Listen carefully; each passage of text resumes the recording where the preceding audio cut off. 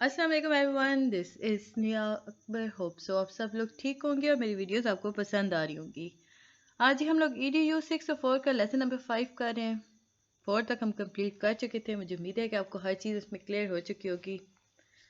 तो चलिए जी अपनी वीडियो करते हैं स्टार्ट। लेसन नंबर 5 में सबसे पहले जो हमारे पास इम्पॉर्टेंट चीज़ आती है वो ये है कि याद रखिए कि कॉन्सेप्टलाइजिंग एजुकेशन के अंदर 3 अप्रोचेस यूज़ होती हैं। अब वो 3 अप्रोचेस कौन कौन सी हैं? फर्स्ट है ह्यूमन कैपिटल, सेकंड है right approach and third one is capability approach. अब जब हम ह्यूमन कैपिटल की बात करते हैं ना, तो ये वो अप्रोच है जो कि वर्ल्ड बैंक के अंडर आती है। राइट अप्रोच वो अप्रोच है जो कि अगर हम बात करें इसके काम करने की, तो वो यूनेस्को और यूनाइटेड नेशन के अंडर आती है। जो थर्ड अप्रोच है हमारे पास कैपेबिलिटी अप्रोच। ये जो होती है कैपेबिलिटी अप्रोच, ये आप समझ लें कि इंडिविजुअल्स पर हो रही होती है। आगे चल के हमें कहते हैं कि there are different approaches, different emphasises, different agendas, different outcomes. Topic number 25 है हमारे पास role of education in society. तो अभी हम देखते जाएंगे रोल्स क्या क्या हैं। अगर आपके पास क्वेश्चन आता है ना 5 रोल्स बताएं, तो सिंपल आप रोल लिख दीजिएगा कि personal versus collective role of education. Second है economic versus non economic role of education, intrinsic role of education. यानी कि अगर मैं इसे बहुत आसान करूं तो मैं कहूँगी कि आप लोग लिखेंगे कि तालीम के फ़ायदे की आपकी सोसाइटी को लेकर क्या क्या आ सकते हैं। पर्सनल और कलेक्टिव रोल ऑफ एजुकेशन में क्या है, ये एक डिफरेंट रोल है जी एजुकेशन का। जब हम पर्सनल रोल की बात करते हैं ना एजुकेशन के अंदर, या कलेक्टिव रोल की बात करें ना, तो एक इंसान अगर इंटरेस्ट शो करे ना एजुकेशन के अंदर फॉर सम रीज़न, लेकिन जो सोसाइटी है ना वो अगर इंटरेस्ट शो कर रही है ना, अगर मैं इसे और भी आसान करूँ तो मैं कहूँगी कि पर्सनल एजुकेशन या पर्सनल रोल ऑफ एजुकेशन में हम बात करते हैं एक इंसान की, एक फ़र्द की, कि वो इंटरेस्ट शो करे एजुकेशन के अंदर तो किसी ख़ास मकसद के लिए। लेकिन अगर यही इंटरेस्ट एजुकेशन के अंदर सोसाइटी शो कर रही है विद डिफरेंट या सिमिलर रोल्स, तो इसे हम कहेंगे collective role of education. Economic versus non economic role of education क्या है? इकोनॉमिक रोल्स जो होते हैं ना वो इनेबल करते हैं पर्सनस को कि वो परस्यू करें अपना कैरियर, ताकि वो अच्छे से मनी को अर्न कर सकें, अपनी ज़िंदगी को बेहतर बना सकें। नॉन इकोनॉमिक गोल्स वो गोल्स होते हैं जो कि डायरेक्टली रन करते हैं या डायरेक्टली रिलेट करते हैं अर्निंग मनी। बहुत अगर मैं कर दूँ इसे आसान, कि इकोनॉमिक्स रोल वो रोल्स होते हैं जिसमें इंसान अपने मुस्तकबिल के बारे में ख़ुद फैसला करता है। वो देखता है कि क्या चीज़ है जिससे मैं बहुत अच्छे से कर सकता हूँ, मैं परस्यू कर सकता हूँ, मैं उससे अच्छे से मनी कमा सकता हूँ और ज़िंदगी अपनी बेहतर बना सकता हूँ। ऑन द अदर हैंड जो नॉन इकोनॉमिक्स होते हैं वो डायरेक्टली कहते हैं ओके फाइन, कुछ भी करना है, हमें सिर्फ पैसा चाहिए। तो जो सिंपल सिर्फ डायरेक्ट मनी की तरफ जा रहे होते हैं वो नॉन इकोनॉमिक्स होते हैं गोल्स। थर्ड टाइप है आपके पास intrinsic role of education. Intrinsic role of education के अंदर क्या होता है? इसमें होता कुछ यूं है कि इंसान सिर्फ ये नहीं सिलेक्ट करता कि उसने क्या चीज़ करनी है या किस तरीके से मनी को अर्न करना है, बल्कि वो देखता है कि मैं वो कौन कौन से काम कर सकता हूँ जिससे मैं अपनी ह्यूमन नीड को सेटिस्फाई कर सकूँ with the help of knowledge. बहुत आसान इसके एग्जांपल अगर हम बात करते हैं, फॉर एग्जांपल पोइट्री हो गई, आर्ट हो गया, लिटरेचर हो गया, ये पर्सनल आपकी नीड हो रही है ना। इंट्रिंसिक जो होती है ना वो आपकी पर्सनल नीड के अकॉर्डिंग बात करते हैं।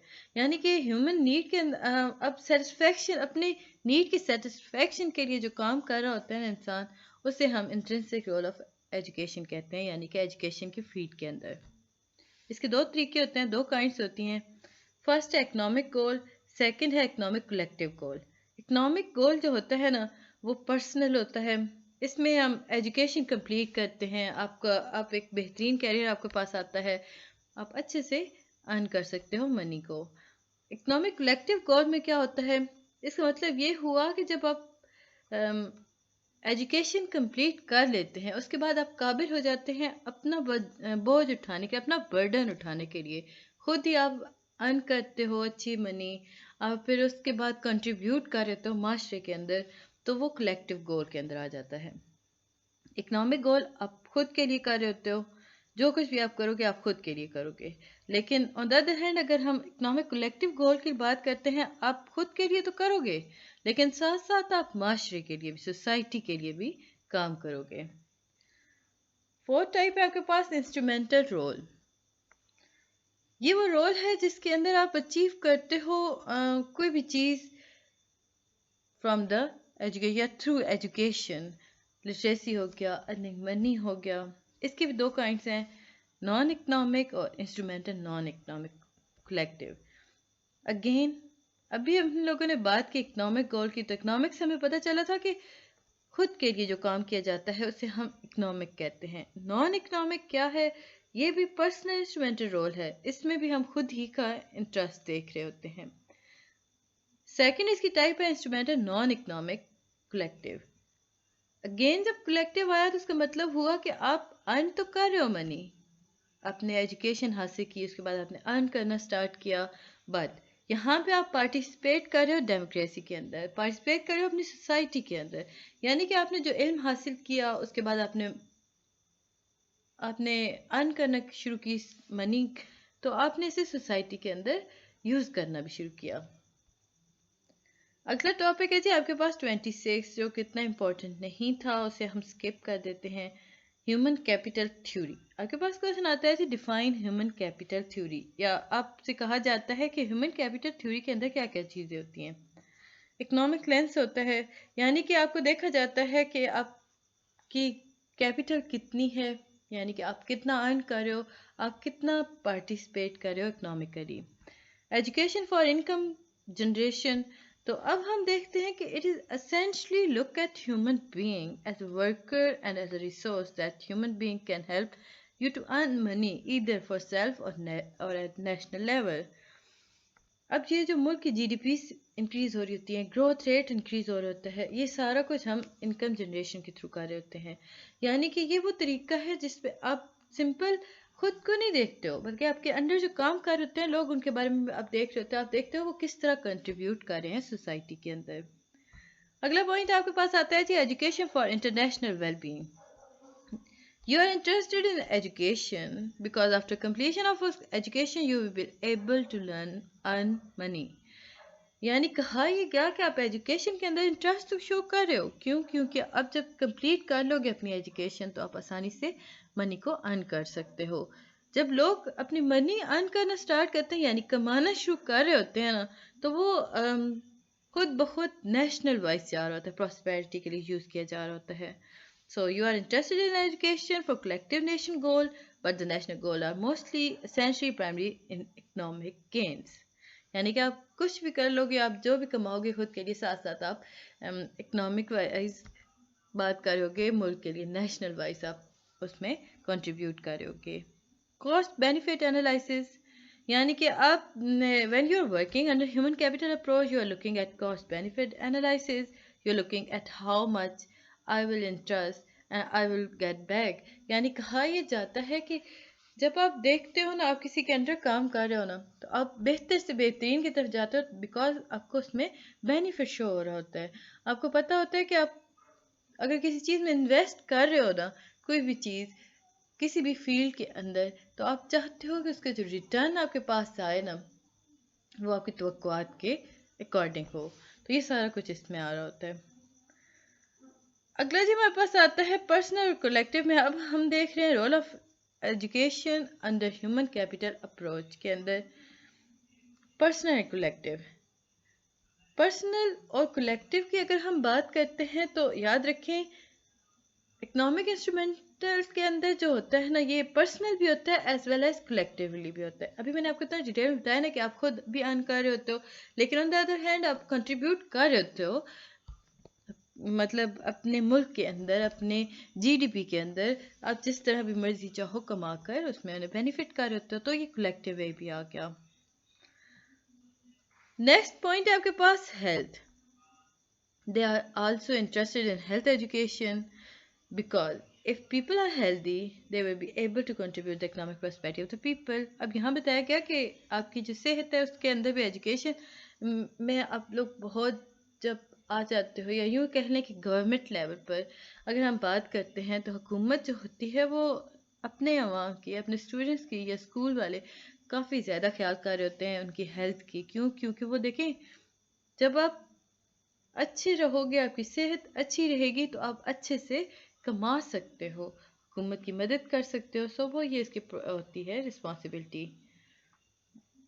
अब जब हमने इतनी ज़्यादा इसमें देख लीजिए बेनिफिट्स, तो प्रॉब्लम भी होती हैं हर चीज़ में। तो इसका प्रॉब्लम देख लेते हैं। Human being as a worker, जब हम बात करते हैं कैपिटल अप्रोच को लेकर, तो हम देखते हैं कि ह्यूमंस जो हैं वो काम कर रहे होते हैं, लेकिन जो दूसरे ह्यूमंस हैं उनके लिए वो ह्यूमंस नहीं होते, वो सिंपल एज अ वर्कर होते हैं। अब अगर हम बात करते हैं, आपके अंदर आप एक मैनेजर हो, आपके अंडर आ रहे हैं 3-4 बंदे, आप उनसे बहुत ज़्यादा काम लोगे बिकॉज आप उन्हें एज अ वर्कर ले रहे हो। कभी भी ऐसा नहीं हो सकता कि आप उन्हें एज अ ह्यूमन लो। अब जब आप उसे एज अ वर्कर ले रहे हो तो वो इतने ज़्यादा खुश नहीं होते आपसे, या आप उनकी खुशी के मतलब नहीं देखते, तो ये सारा कुछ इसमें एक साइड इफ़ेक्ट आ जाता है। एजुकेशन ऑफ गर्ल्स, ये वो केस है जिसमें हम कह सकते हैं, यहाँ पे एक क्वेश्चन राइज होता है कि लड़कियों की तालीम का क्या, या डिसेबल लोगों की तालीम का क्या, वो किस तरह कंट्रीब्यूट कर सकते हैं। जब हम लड़कियों की तालीम की बात करते हैं ना, तो हम देखते हैं कि लड़कियां जितना मर्जी पढ़ लें, वो कभी भी अपने कैरियर को परस्यू नहीं कर सकती, वो नेशनल लेवल पे कंट्रीब्यूट नहीं कर सकती। आजकल के या हमेशा से माशरे का ये ख्याल है कि लड़कियों को ज़्यादा पढ़ाना ही नहीं चाहिए। अब जो लड़कियां पढ़ी हैं वो बहुत कम तादाद में हैं, मतलब एक लेवल उन्हें रिस्ट्रिक्ट कर दिया जाता है। फॉर एग्जांपल किसी को कहा जाता है जी आप मैट्रिक तक पढ़ सकते हो, इसके अलावा नहीं जा सकते आगे, तो ये रिस्ट्रिक्शन आ जाती हैं। तो इस वजह से काफ़ी सीरियस प्रॉब्लम आ रहे होते हैं। आगे बढ़ने से पहले काइंडली मेरे चैनल को लाइक और सब्सक्राइब ज़रूर कर दें। वीडियो पसंद आती है तो कमेंट कर दें। देखिए मैं आपके लिए कितनी मेहनत करती हूँ। एक तो मैं करती हूँ रिसर्च, आपके लास्ट 10 ईयर्स पेपर्स देख रही होती हूँ, सारा दिन मैं उस पर लगी रहती हूँ, अंडरलाइन आपके हैंडआउट्स को कर रही होती हूँ, जितने क्वेश्चन MCQs लॉन्ग शॉर्ट जो भी यार होता है उन सारी चीज़ों को। उसके बाद मैं आपके लिए डिस्कस, आपके घंटे के लेक्चर को मैं हार्डली 15 to 16 मिनट्स में ले आती हूँ। तो इन रिटर्न मुझे चाहिए होता है कि आप प्लीज़ मेरे चैनल को सब्सक्राइब किया करें, वीडियो को एंड तक देखा करें, बेल आइकन को भी ज़रूर प्रेस किया करें ताकि आने वाली वीडियोस के नोटिफिकेशन आपको मिल सके। आप लोग इतना तो कर ही सकते हो ना, सेकंड्स लगते हैं सब्सक्राइब, बेल आइकन और लाइक के बटन को प्रेस करने में, तो काइंडली कर दिया करें। Same amount and quality of education, अच्छा अपने फ्रेंड्स से भी शेयर कीजिएगा, मेरे चैनल को उन्हें भी कहिएगा सब्सक्राइब कर दें। आप लोग बहुत ज़्यादा देख रहे होते हो बट सब्सक्राइब नहीं कर रहे होते हो, सो कर दें। सेम अमाउंट और क्वालिटी ऑफ एजुकेशन के अंदर हम देखते हैं ना, इन ह्यूमन कैपिटल अप्रोच, अगर आप सिचुएशंस के बारे में बात कर रहे हो ना, या आप कंपैरिजन की बात कर रहे हो, तो डिफरेंट होती हैं।